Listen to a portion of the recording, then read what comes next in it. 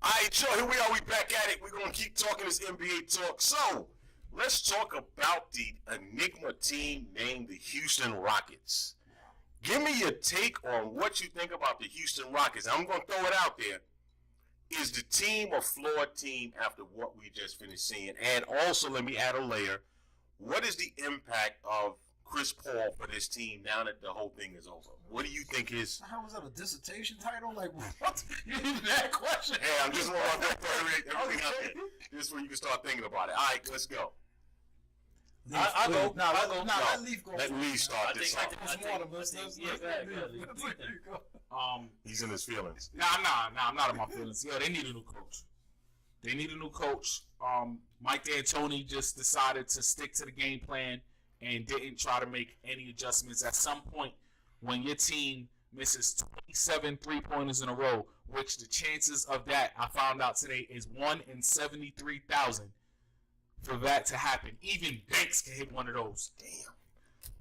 Wow. Damn. Why are you trying to embarrass me for all my friends? I don't even know what you're I really don't know what you're wow. Right? Disrespectful. Okay. So, holy cow. Wow. So for them to do that and the coach not once call a timeout and say, guys, let's step in. Let's take a 15, 18-footer. Let's just see the ball go through the basket. You feel what I'm saying? Drive to the basket. Let's do something different. Because they still had the lead in that point. They were still in the game. And they just decided, like, listen, we're going to shoot these threes. This is what we did all season. We're going to die by it. And I think that's just bad coaching all the way. And James Harden is supposed to know better. With that also. I'm about to get murdered. He is so number 2. I'm about to get murdered for this one, guys. Yo, I'm not mad at James Harden, yo. Go ahead. No, let me... Listen to you. He said he's listening, but he just gave me the depth. I'm going to say this. The reason why is because clearly, it's kind of like what we discussed this morning. James Harden's the number 2 guy. He's an elite scorer, a half-ass defender, a pretty good passer. But at the end of the day, James Harden is a number 2 guy. He's never going to lead a team without a second guy. It's clear as day. He looks totally different without CP3 on the court. In a clutch moment, he looks totally different. Now, we talk about, yo, who's going to reel that back in, 27 straight threes. I know it's up to the coach, yes, but you on the floor leading guys, you got to reel that back in, James. So I think CP3 was kind of like the equalizer on the team, and him not being there hurt James Harden's psyche, in my opinion. I think it hurt all their psyches because I'm not gonna say that him the most though. I'm not gonna say that they would have won that game, but I think in that point he would have at least tried to get them better shots. He would have definitely took some mid-range shots himself. I gotta ask the question.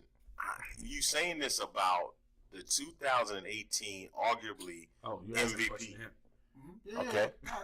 How can you have a dude that had the regular season he had, and then now we sitting here in May, late May, and this is how you view him, and he is the league MVP. Just say he choked. Is he the league MVP though? He's going to be voted that. I'm just saying he's going to be voted that. He's going to be. He had a great regular season. He had a great regular season, and by them extending this process to name the MVP, no one wants him to be the MVP right now. Ooh, it doesn't matter though. I think the votes are in the race. But again, let me just say the reason why I'm kind of like I feel bad for the dude because I feel think about it. They brought CP3 in here for this moment.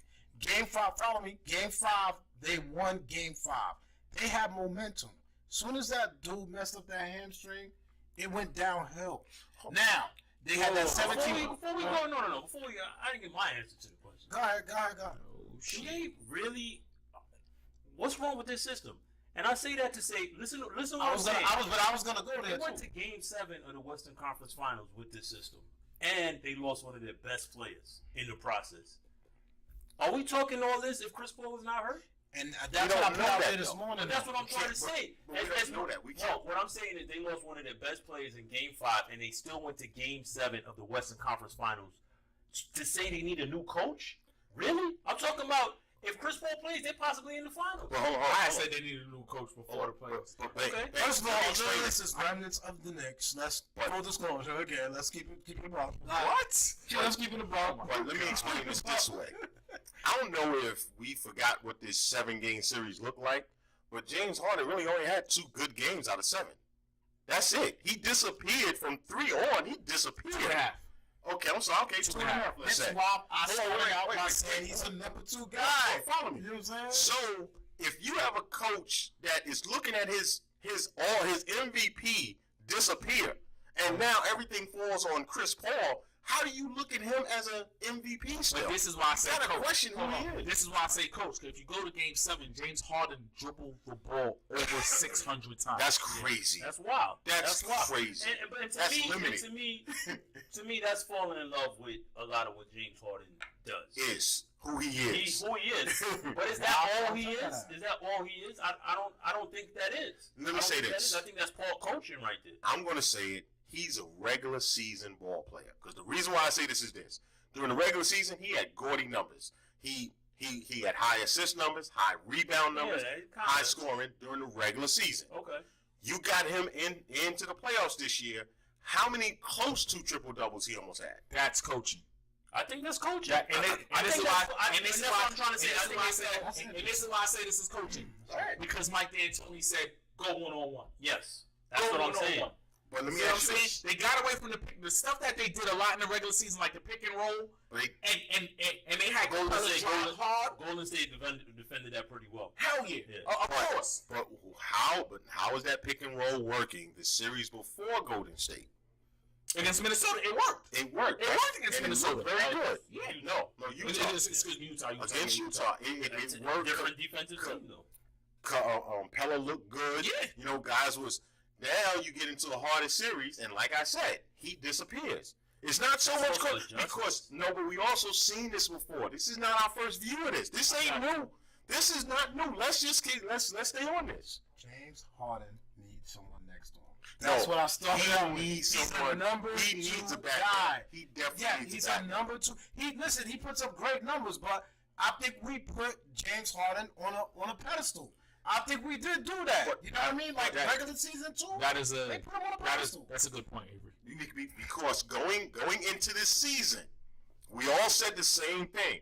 Let's see what James Harden do in the playoffs because we can't trust him from his track record. Am I right or wrong? Absolutely. And now we, That had CP in there too. but now we see what he's done. He gets to the playoffs again. The game before getting to the finals, the series before getting to the finals, and as you said, he had 1.5 games. Two and a half. 2.5. I give him game 4 the first half. Remember game 4 the first half. He carried them and And then CP took over in the disappeared. third quarter. CP and Eric Gordon took over in that second half. But- So I give him 2.5. But what was interesting was KD said that they knew No, he was gonna get tired. he was gonna burn And out. what does that lead you to?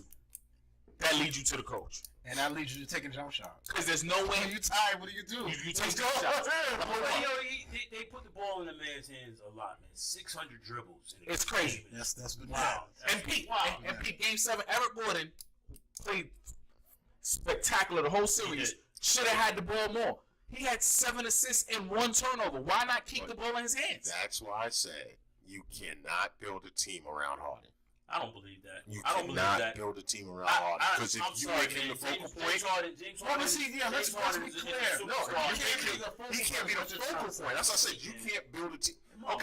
Okay, based on what, Banks? Based on what? I mean, we talking about somebody who's giving you 30 points a game and 10 assists? But look at his resume in the playoffs. That's what Though. I was about to say that. Look I at was his about to say that. look at his resume in the playoffs. He was in What the is Western that? Conference Finals and Westbrook went out in the first round. Again, I'm just pointing it out. I'm I'm just asking the saying. question. I'm just saying. Based on what can Harden? Based on you said that you Yeah. feel you can trust Harden. Based on what?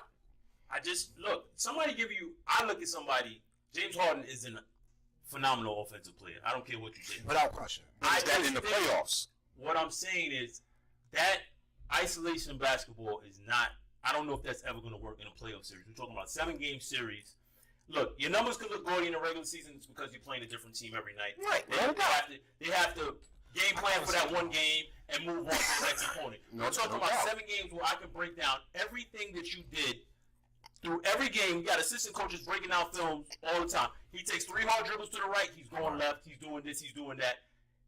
It's hard to play ISO ball in a 7-game series. You have to move the ball, and this is what I'm saying. But Coach, you're you not have to answering the get question. the ball out of his hands a little bit, move him to different places. So how do you make him the focal point then? That's Let me ask you this. Can I ask this? Like, can a coach like Brad Stevens reel that in? You know what I'm saying? Like, what do you Listen, think? I'm just saying. Like, let's think about it. Because the conversation turned into D'Antoni not being the coach, right? He's not the guy. So give him a better coach. You Only think he thing plays well? I'm going to keep to a philosophy which was said last year. When you look at him, and I'm going to use Melo as an example. He is who he is. You can't change him this stage in his career. I don't think James what I Harden said. has shown that he's not above coaching or anything like that. No, I'm talking about that isolation. Right. He flourishes off of that. Let me say this, and I said this before. Avery just said it. We all knew James Harden needed help. I always said James Harden needed help. I said CP needed help. I said them together could work, and I think they'd be able to go far because they can work off of each other. Right. CP went down. James Harden was back to being by himself. Could he have trusted Eric Gordon more?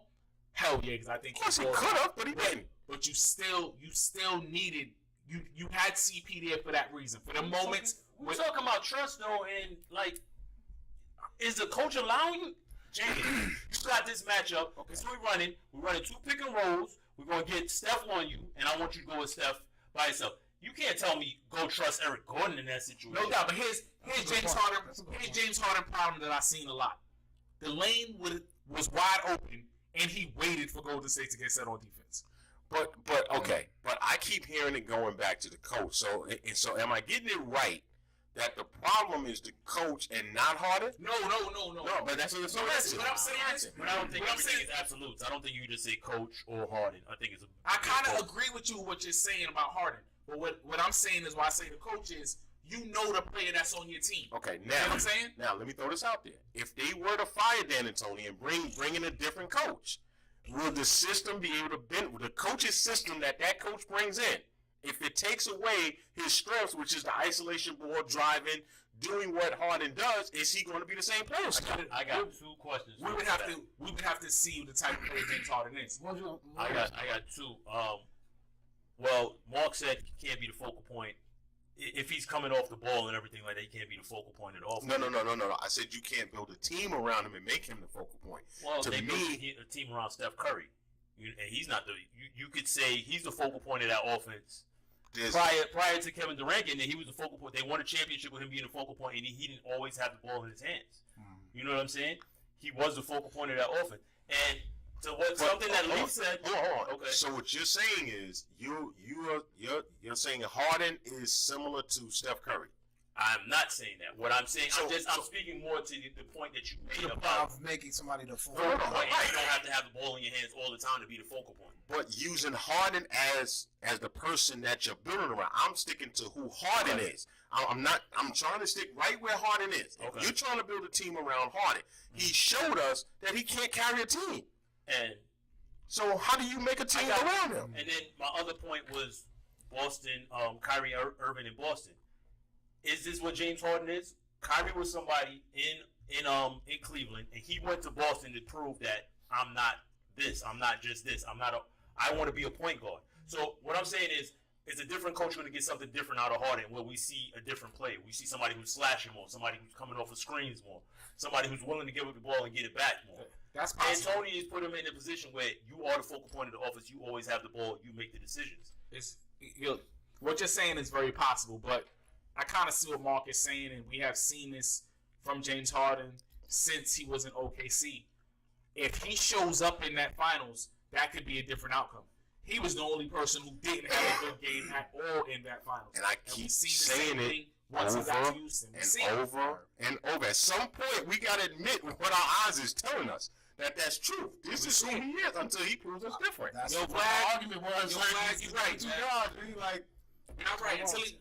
I got to go with y'all on this one, man. Until he proves us different, this is who he is. that's why I started out by saying I give him a pass because I realized what he is at this point. And I didn't even see on Game 5. I didn't know they was up 17.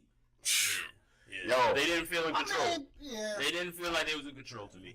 On that note, thank you for tuning in. We'll be back at you. This is our take. Yes, sir. Peace.